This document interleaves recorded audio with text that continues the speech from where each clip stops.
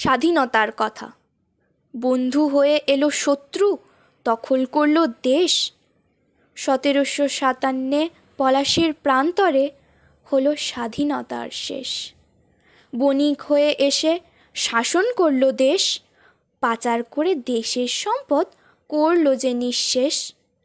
নিজের দেশে অত্যাচারিত, সকল অধিকার থেকে হলো বঞ্চিত।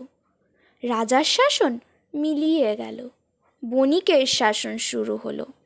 শেষ হলো শান্তি, শুরু হলো যুদ্ধ। ছোট্ট ক্ষুদিরামের ফাঁসিতে বিপ্লবীরা হলো ক্রুদ্ধ।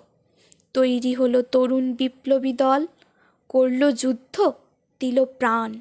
ক্ষুদিরাম থেকে ভগিনী নিবেদিতা, ভগৎ সিং থেকে প্রীতিলতা। বহু মানুষের প্রাণ গেল, দেশের মাটি রক্তে রাঙা হলো।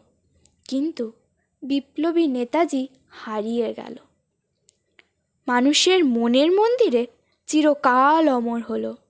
ভারতবর্ষ পেল তার কাঙ্ক্ষিত স্বাধীনতা।